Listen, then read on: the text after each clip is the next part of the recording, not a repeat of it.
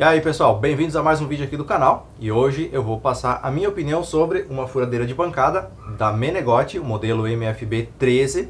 Eu estou usando a máquina há mais ou menos 6 meses, então a partir de agora você vai acompanhar os pontos positivos que eu identifiquei, os pontos negativos e eu também vou te mostrar as melhorias que eu implementei nessa máquina para trabalhar com marcenaria.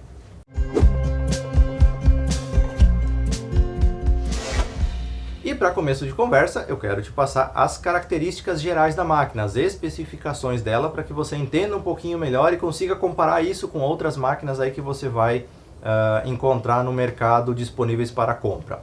Essa furadeira aqui, ela vem equipada com um motor de meio CV, que equivale a mais ou menos 350 watts. A maioria das máquinas do mercado vem com motor de 1/3 de CV, que equivale a 250 watts. Minha dica para você é, não compra furadeira de bancada com motor de 1/3 de CV. Tá? Em algum momento você vai ficar na mão. Eu considero, pelo menos, um motor muito fraco para uma furadeira de bancada. Justamente por isso eu escolhi essa, na época que eu comprei, porque era uma das poucas que tinha motor de meio CV numa faixa de preço aceitável. Ela vem com um mandril de meia polegada, que equivale a mais ou menos 13 milímetros, então esse é o diâmetro máximo de broca que você consegue utilizar, encaixar nela, a haste da broca de 13 milímetros no caso. Você tem aqui uma mesa de trabalho de 16 por 16 centímetros, é uma mesa bem pequenininha, e por isso que eu acabei fazendo uma mesa auxiliar para trabalhar com marcenaria. Tem vídeo aqui no canal onde eu mostro detalhes dessa construção, então você pode pesquisar caso você tenha interesse. O curso máximo de furação dela, o avanço máximo que você consegue aqui é de 50 milímetros. Isso na teoria, no papel, tá? Na prática você vai conseguir uns 47, no máximo 48 milímetros de curso de furação. Tá? Então tem a distância da peça, tem todos os detalhes ali. Dificilmente você consegue furar 50 milímetros em uma única passada. Então a quantidade de milímetros que esse mandril abaixa é 50 milímetros. As distâncias que você tem aqui são as seguintes: do mandril para a coluna, que na parte de trás são 10 centímetros, então o máximo que você vai conseguir furar da borda da peça para dentro são 10 centímetros. A distância do mandril para a mesa de trabalho, a distância máxima, são 21,5 centímetros e a distância do mandril até a base principal, a base de fixação, são 30 centímetros. Você pode configurar até 5 velocidades através do sistema de correia e polias. Para isso você precisa fazer o ajuste manualmente dessa velocidade. A velocidade mais baixa que a furadeira permite que você coloque são 740 RPM e a velocidade mais alta são 3.140 RPM. Então você configura isso e você tem uma variação de velocidade de até 5 opções aí para você colocar de acordo com o trabalho que você vai executar com a sua furadeira. Bom, conhecidas as características, vamos aos principais pontos positivos que eu identifiquei até então. Lembrando que eu estou usando há mais ou menos 6 meses essa máquina aqui na minha oficina. O primeiro deles é a questão do motor.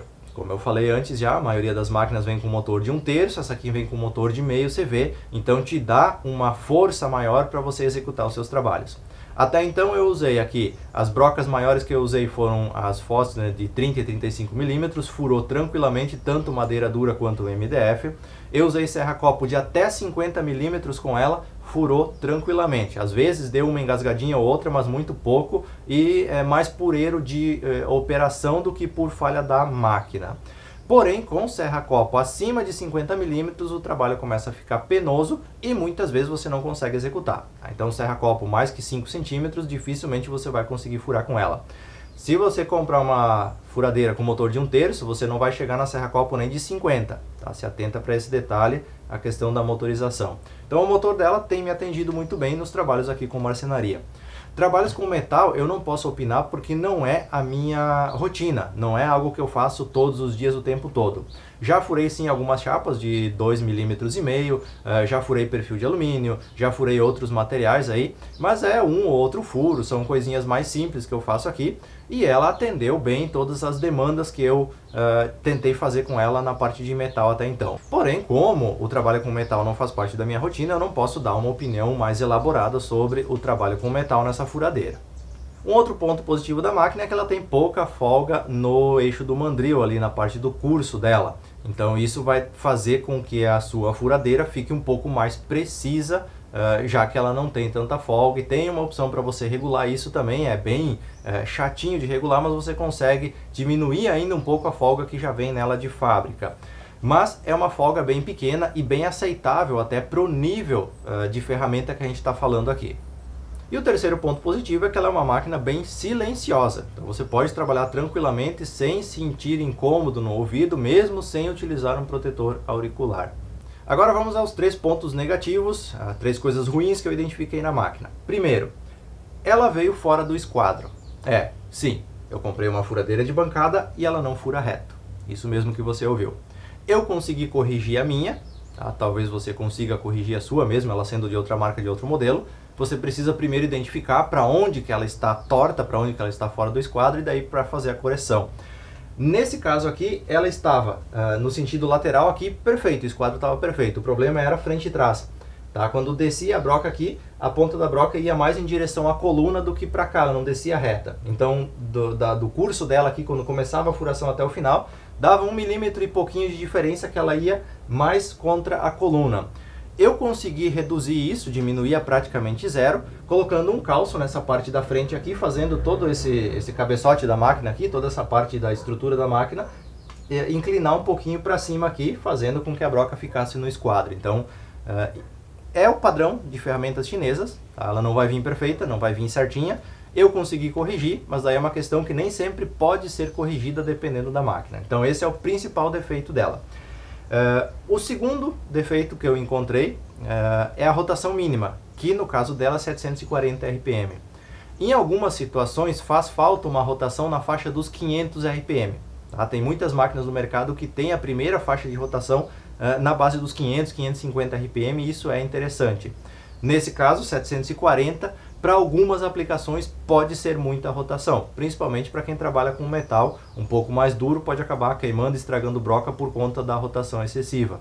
E o terceiro ponto foi que ela já veio de fábrica enferrujada. Ela já veio com 2 ou 3 pontos de ferrugem na mesa de trabalho e na base de fixação dela, e que para mim isso é extremamente negativo, porque eu compro uma ferramenta nova, eu tiro ela da caixa, embaladinha, direto da fábrica para mim, passou pela loja, claro, mas já tinha pontos de ferrugem. Então eu considero isso um ponto negativo, mostra que a ferramenta não é algo muito durável se você não tomar bastante cuidado com ela. Então ela vai enferrujar com facilidade, ela vai acabar se degradando com facilidade, caso você não tenha uma atenção redobrada com ela. Então esses são os 3 pontos positivos e negativos que eu identifiquei na máquina até o presente momento. Bom, agora deixa eu te mostrar aqui as alterações que eu fiz, as melhorias, as mudanças que eu tive que fazer na máquina, digamos assim, para ela atender melhor a minha necessidade. A primeira delas, e é algo que você vai precisar fazer, é um gabinete, uma base, uma bancada para fixar essa furadeira. Eu então peguei restos de um roupeiro que eu encontrei no lixo e construí essa bancadinha aqui. Inclusive tem aqui as gavetinhas para guardar as brocas, as coisas que eu utilizo na furadeira. Então eu construí esse balcãozinho aqui para utilizar ele com a minha furadeira fixa em cima dele. A segunda implementação que eu fiz foi essa mesa aqui para trabalhar com marcenaria. Se você vai usar a furadeira com marcenaria, com trabalhos de madeira, eu aconselho que você faça uma mesinha como essa. Tem vídeo aqui no canal onde eu mostro os detalhes dessa mesa aqui. Então, se você tiver interesse, pesquisa aí que você encontra. Porque para trabalhar com marcenaria faz toda a diferença. Você consegue fazer muito mais trabalhos, você consegue fazer eles com mais precisão e com mais agilidade caso você tenha uma mesa auxiliar na sua furadeira de bancada. Então essa aqui foi a segunda implementação que eu fiz, tirando ela do original. E a terceira foi colocar um sistema de coleta de pó. Normalmente, no dia a dia, assim, eu não uso ele sempre, mas quando eu vou usar brocas maiores que vão tirar mais material, faz muito cavaco, faz muita serragem, então eu implementei o sistema de coleta de pó para diminuir a sujeira na oficina aqui quando eu estou furando, principalmente com broca Forstner. Então, coloquei esse sistema aqui que eu fiz. O bocal dele é feito com impressora 3D, no mais é um cano que vai para o meu coletor de pó. Então eu coloquei esse sistema aqui preso na coluna principal dela e assim eu tenho a possibilidade de coletar quase que 100% do cavaco que sai ali quando eu estou furando madeira e direcionar isso para dentro do meu sistema de coleta de pó. Fora isso, outra alteração que tem aqui é que eu tirei aquelas proteções que tem aqui na frente, que realmente de útil não tem nada aquilo lá. Praticamente o tempo todo eu estou de óculos aqui na oficina quando eu estou trabalhando, então não faz diferença nenhuma, além de atrapalhar um pouco, na verdade, no trabalho, aquela proteção que vem aqui na frente. Então essas foram as mudanças que eu fiz na máquina que deixaram ela diferente do original, digamos assim.